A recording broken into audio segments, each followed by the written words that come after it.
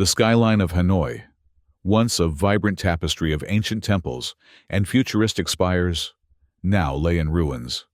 Jagged concrete remnants reached toward the amber sky like accusatory fingers, their shadows stretching across the desolate landscape as the setting sun filtered through the protective dome shield. Dr. Lamin An stood at the observation deck of the Earth Communication Hub, his weathered face reflecting in the reinforced glass. At 42, his features had hardened from years of loss and scientific pursuit. Eyes that had once sparkled with curiosity, now dulled by grief. 6 months had passed since his daughter Mai's death during the last void incursion, but the wound remained raw, a constant reminder of humanity's precarious existence. "Dr. Ann, the council is waiting," a voice called from behind. Ann turned to face Maria Santos, the hub's xenolinguistics specialist.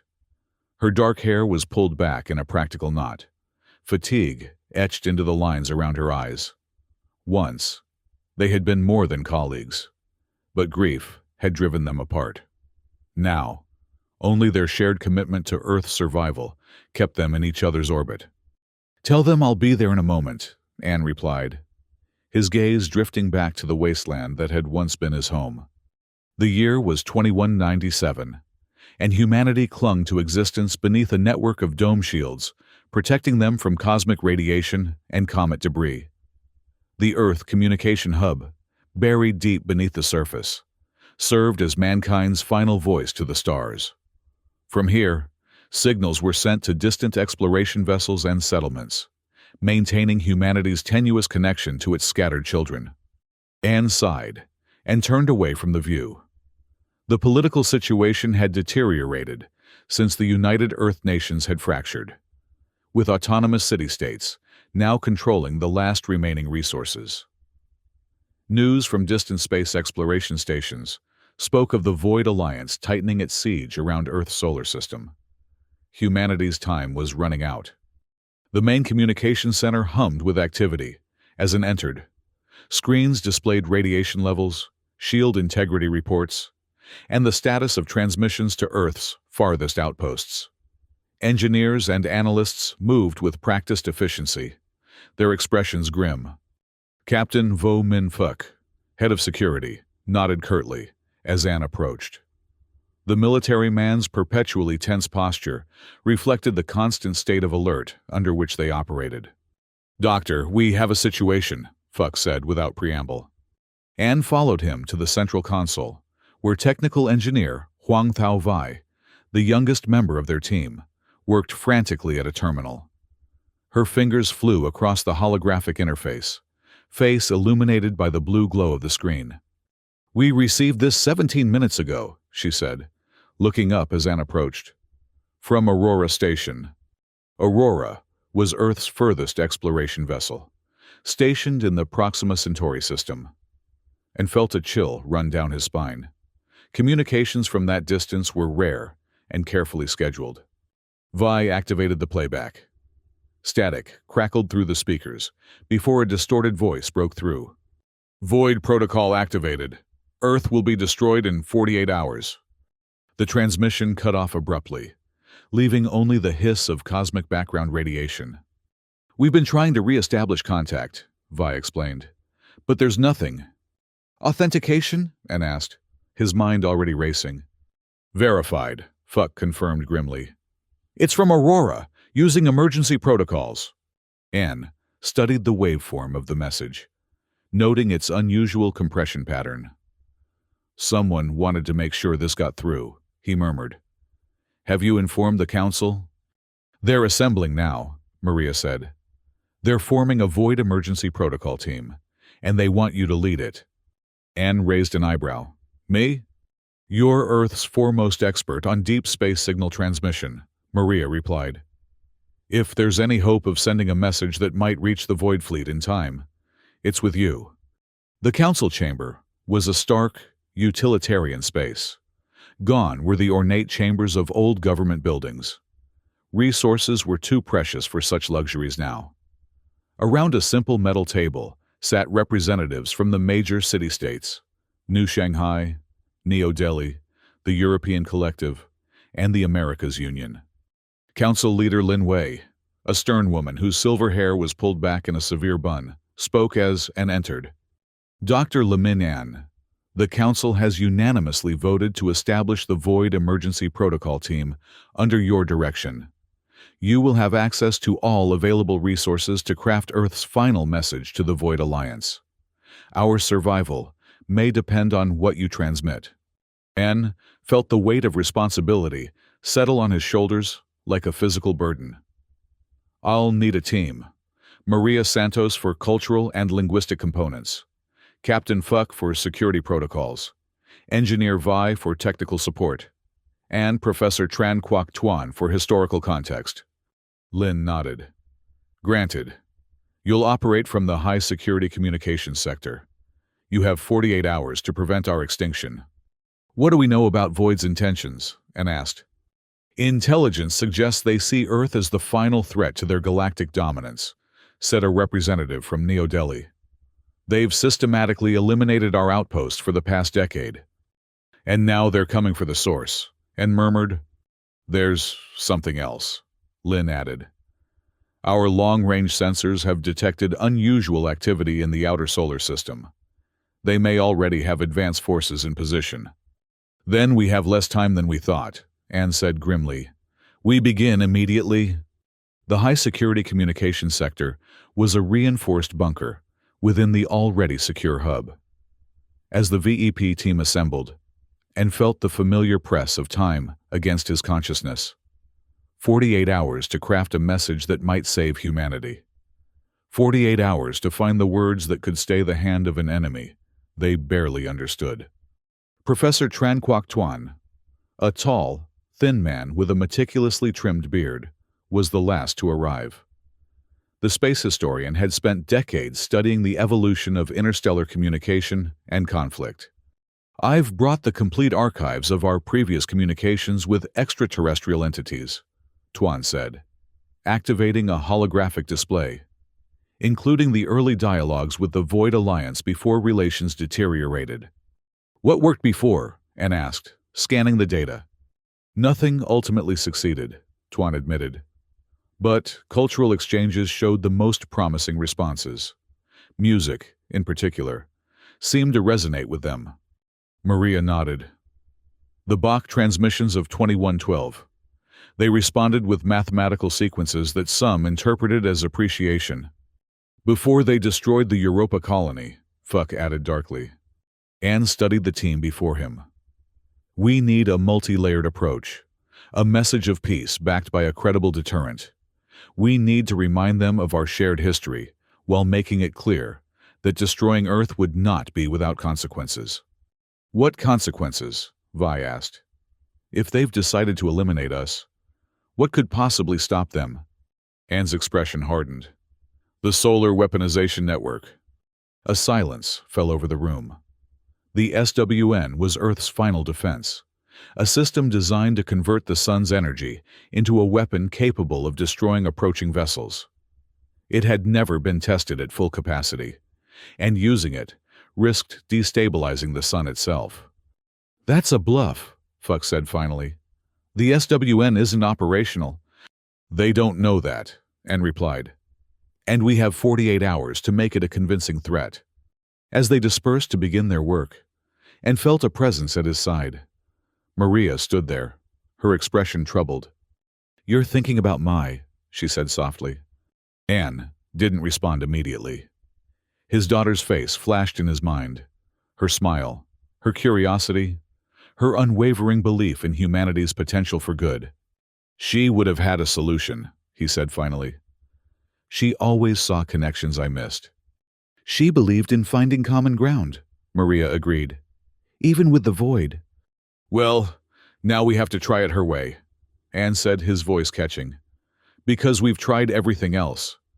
The first 12 hours passed in a flurry of activity. Tuan and Maria worked on the cultural components of the message, mining Earth's history for examples of cooperation and peace. Vi focused on the technical aspects, ensuring their signal would penetrate Void's defensive screens. Fuck coordinated with Earth's remaining military forces, preparing contingency plans should their message fail.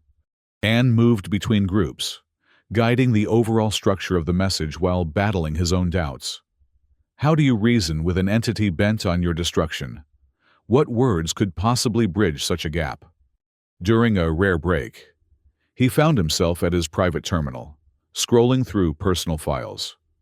He stopped at an image of Mai, taken on her 23rd birthday, just months before the attack that took her life.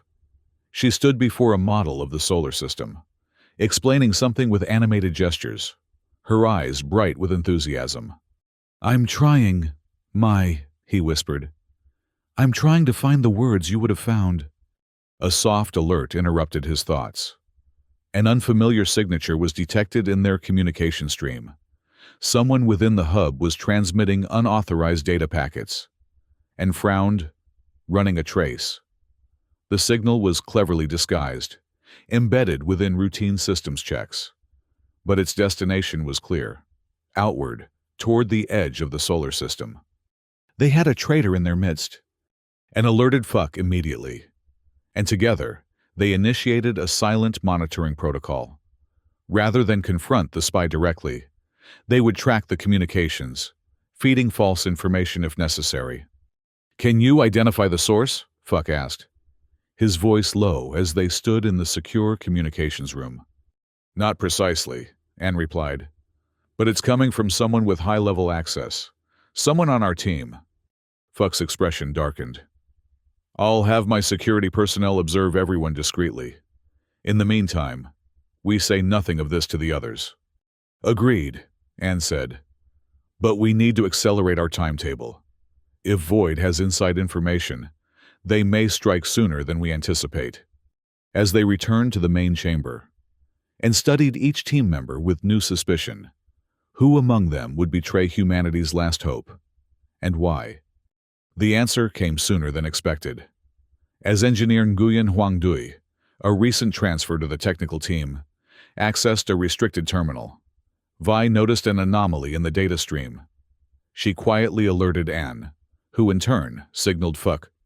When confronted, Dui, designation X-17 in Void's intelligence network, attempted to trigger a system overload that would have crippled the hub's communications. Fuck's quick action prevented the sabotage, but the incident confirmed their fears. Void had infiltrated Earth's most secure facility. "Why?" Anne demanded as Dewey was restrained. "Why betray your own species?" Dewey's laugh was hollow. "Species. Humanity is finished. Dr. Anne, the Void offered me survival, a place in their new order. There will be no new order if they destroy Earth." Encountered, "There will be no Earth either way," Dewey replied coldly. "The difference is whether some of us survive by aligning with the inevitable victors." As Dai was taken away for interrogation and gathered the remaining team. "We've been compromised. We have to assume Void knows our plans and capabilities. We need to change our approach." "How?" Maria asked. "We've barely started constructing the message." Anne's expression was grim. "We need something they won't expect, and we need more power for our transmission than the hub can currently provide." That's when the second crisis hit. The hub's primary power matrix, already strained from years of operation with minimal maintenance, began to fluctuate.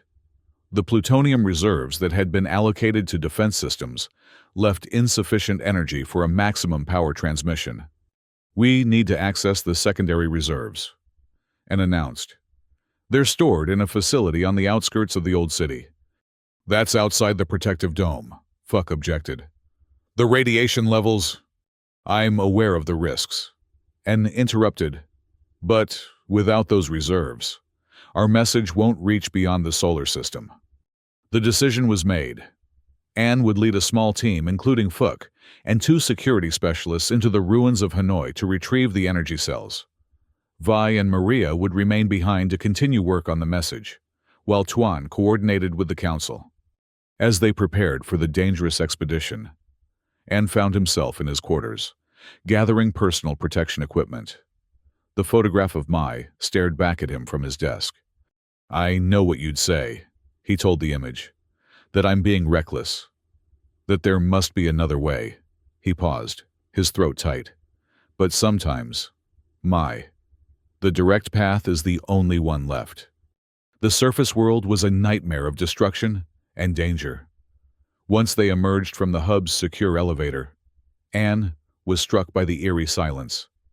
The protective dome above filtered the sunlight to an amber hue, casting long shadows across the rubble-strewn streets. Fuck led the way, rifle at the ready. Stay close. The scavengers may have territory here. The scavengers were humans who had chosen to remain on the surface rather than retreat to the underground cities. Most had been driven mad by radiation or desperation, forming violent tribes that fought over the remnants of civilization. They moved carefully through the skeletal remains of buildings, past the husks of vehicles long abandoned. Occasionally, something would scuttle in the shadows, but they encountered no resistance. Until they reached the old university district, the attack came without warning, a barrage of makeshift projectiles, followed by the rush of emaciated figures wielding improvised weapons. Fuck and his team responded with precision, firing non-lethal deterrents that scattered most of the attackers. But one managed to reach Anne, knocking him to the ground.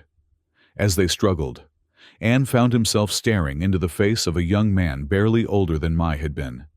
His skin was covered in radiation burns, his eyes wild with desperation. "Hub dweller," the man spat. "Coming to take what's ours?" "We're trying to save what's left," Anne replied, struggling to push him away. "Nothing left to save," the scavenger growled. "Nothing but what we can hold." Fuck appeared suddenly, striking the attacker with the butt of his rifle. The young man collapsed, unconscious, but alive. "We should move quickly," Fuck urged, helping Anne to his feet. "That won't be the last group we encounter." As they continued their journey, Anne couldn't shake the image of the young scavenger's face. Another casualty of humanity's failures. Another life warped by circumstances beyond control. How many more would suffer if they couldn't prevent Void's attack? The secondary energy facility was a low, bunker-like structure partially collapsed on one side. As they approached, their radiation meters spiked ominously. "Electromagnetic storm building," one of Fuck's security specialists reported, checking a handheld device. "We have maybe 20 minutes before it hits." "Then we work fast," Anne replied, inputting his access code into the facility's door. Inside, the air was stale and heavy with dust.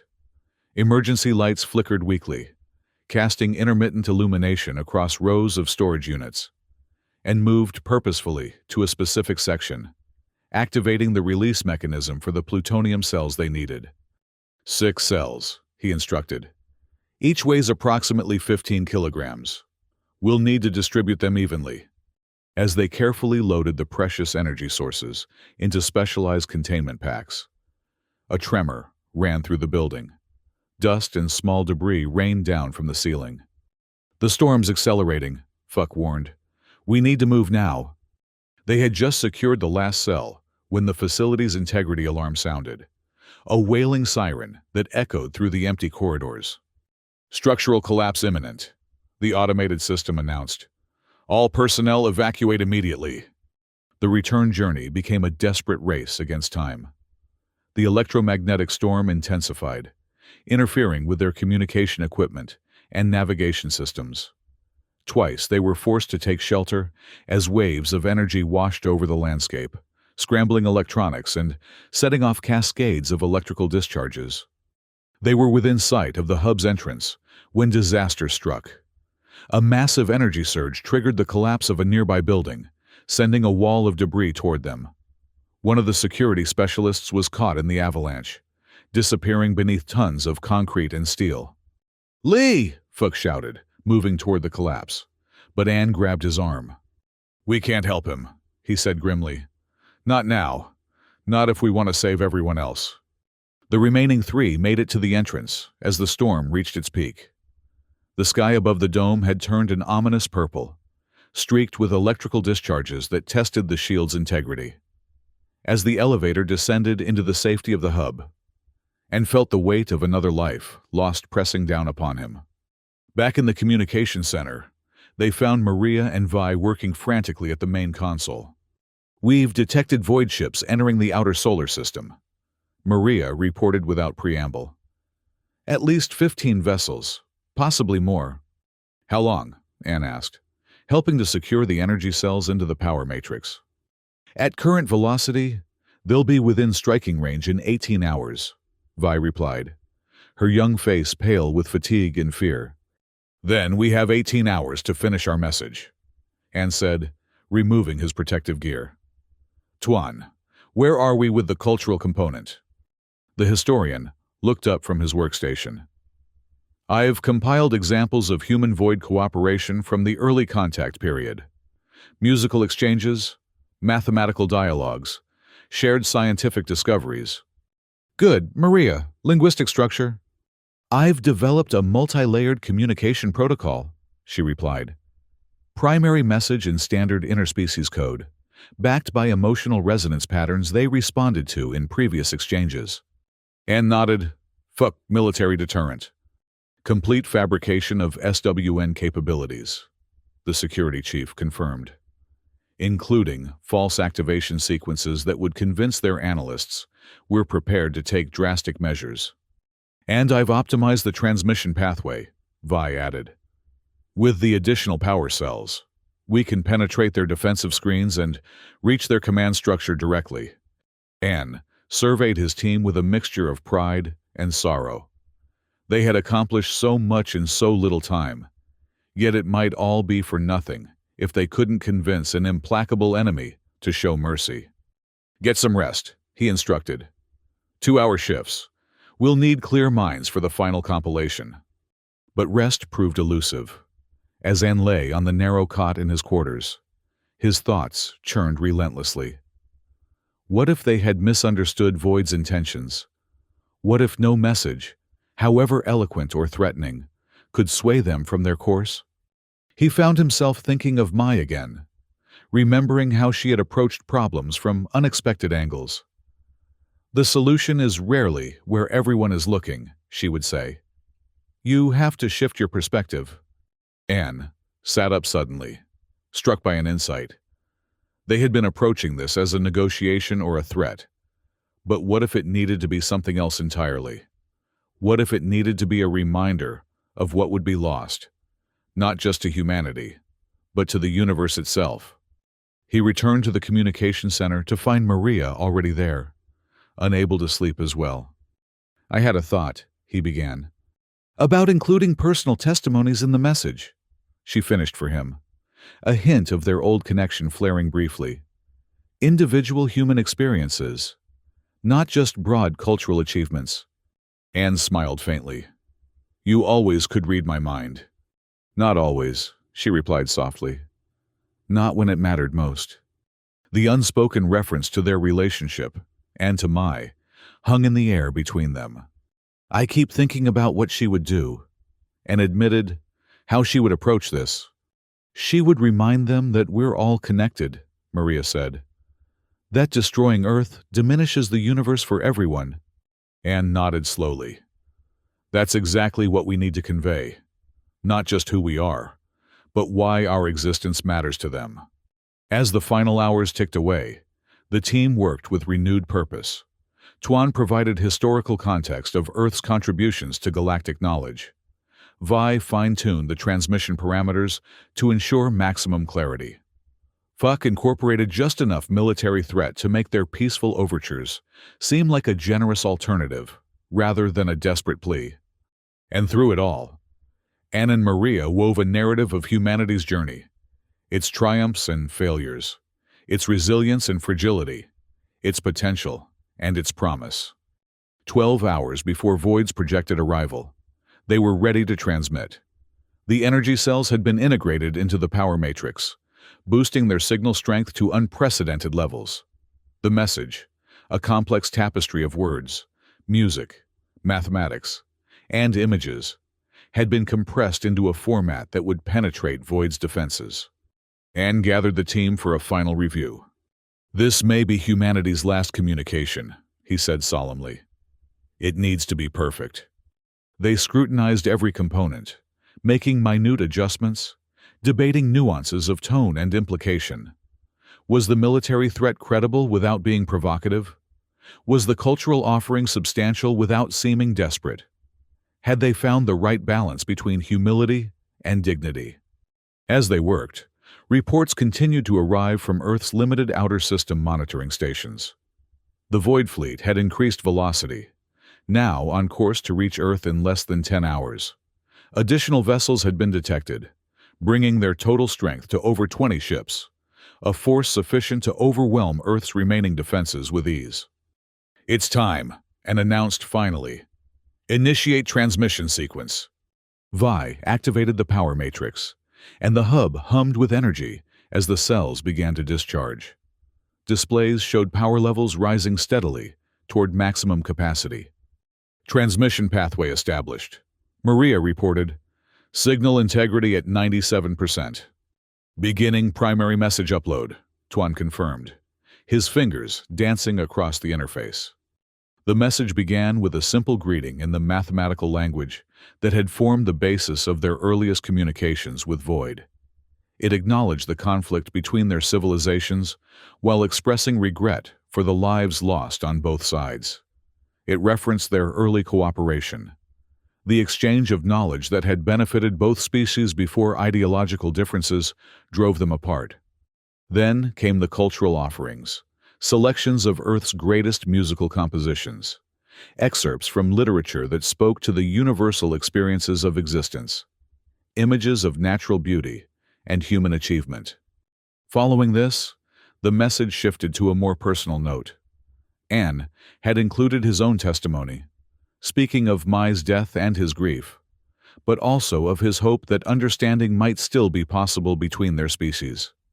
Maria added her voice, as did Tuan and Vi, each sharing their unique perspective on what humanity had to offer the universe.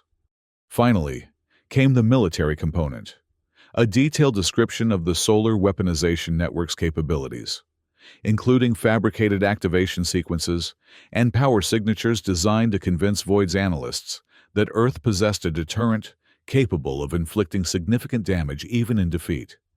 "Power at maximum," Vi announced, her voice tight with tension.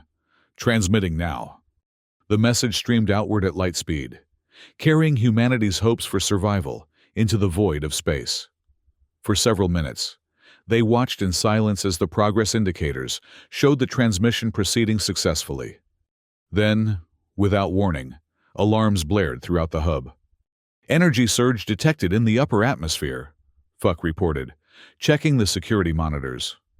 "Void has launched some kind of high-energy particle reaction." The lights flickered as the hub's systems diverted power to emergency shields. The transmission wavered momentarily before stabilizing. "They're trying to disrupt our signal." And realized, "Vi, can we maintain integrity?" "Barely," she replied, working frantically to adjust parameters. "I'm rerouting through secondary channels, but we're losing coherence in the outer bands." Anne made a quick decision. "Focus power on the core message, the personal testimonies, and the cultural offerings. If we can't send everything, let's make sure they hear our humanity." As they fought to maintain the transmission, the hub shuddered from another impact. Screens showed a violet glow enveloping the protective dome as Void's attack intensified.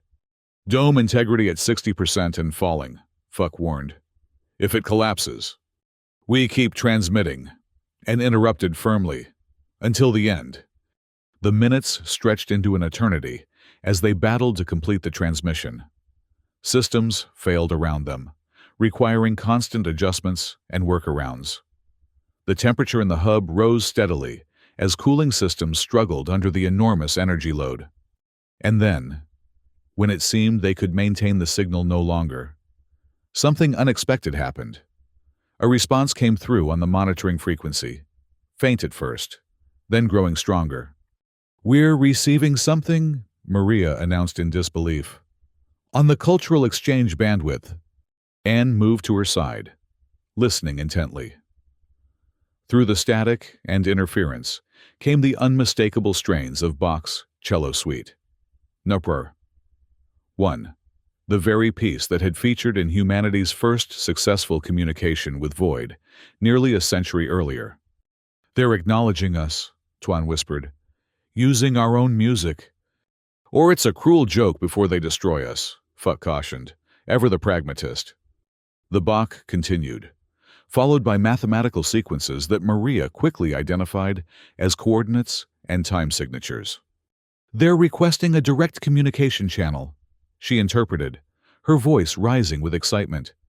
"Specifically asking for you and felt a chill run down his spine. "Open the channel," he instructed. The main screen flickered, before resolving into an image that none of them had expected. The being that appeared was not the insectoid entity typical of Void command structures, but rather a humanoid figure with iridescent skin and elongated features. "Dr. Lamin Yan," the figure said, its voice rendered in slightly accented but understandable Earth standard. "I am Coordinator Alara of the Void Diplomatic Corps." Anne found his voice. "Diplomatic Corps? We were unaware that Void maintained such a division." "It was recently reinstated," Alara replied, "after certain elements within our high command were persuaded to reconsider their approach to Earth." "Persuaded by what?" Anne asked cautiously. "By those who remembered our early exchanges," Alara said. "And by the message you just sent, particularly your personal testimony regarding your daughter." Anne felt Maria's hand on his arm, a gesture of support as emotions threatened to overwhelm him. "What about the Void Protocol?" Fuck demanded. "The message from Aurora Station warning of Earth's destruction?" Alara's expression shifted to something approximating regret. "Aurora was captured by extremist elements within our fleet. The warning was sent by human captives, before communications were cut. Those same extremists launched the attack on your transmission facility, against the directives of our Central Command." "And now?" Anne asked, hardly daring to hope. "Now we propose a cessation of hostilities," Alara stated, "to be followed by direct negotiations between our civilizations. Your message reminded many within our leadership of what would be lost if Earth were destroyed. Not just human lives, but a unique perspective on existence that has value to the galaxy as a whole." Anne could scarcely believe what he was hearing. "You're offering peace." "We are offering an opportunity," Alara corrected. "What comes of it will depend on both our peoples. But yes, the Void Protocol has been suspended. Earth will not be destroyed today." As the implications of this announcement rippled through the hub, and felt a weight lifting from his shoulders. They had succeeded, not through threats or power, but through a reminder of shared humanity and the unique value of their existence. The days that followed were a whirlwind of activity. As Earth's dome shield stabilized and the immediate threat receded, representatives from the autonomous city-states convened to form a unified response to Void's peace overture. Ancient rivalries and grievances were set aside in the face of this unexpected opportunity.